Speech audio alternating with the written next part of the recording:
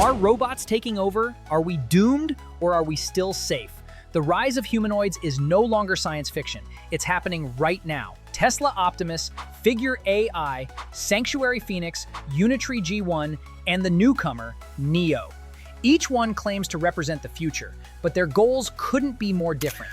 Tesla Optimus, built for factories, powered by the same AI that drives their cars. Efficient, powerful, but cold and distant from the human world. Figure AI, the agile mind. Trained by OpenAI and NVIDIA, mastering human-like motion and complex manipulation. It's intelligence over brute force. Sanctuary Phoenix, the imitator. A cognitive system that learns directly from humans, copying not just movement, but intention. It doesn't just follow commands, it tries to understand them. Unitree G1, pure muscle.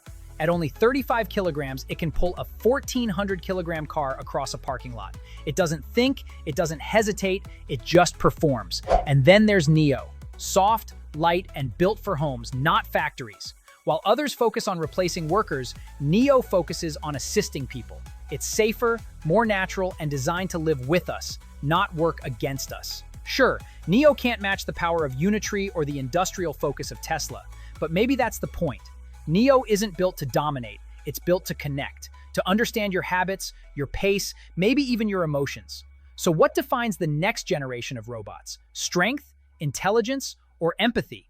When machines no longer just serve us, but start to live beside us, who will truly be in control?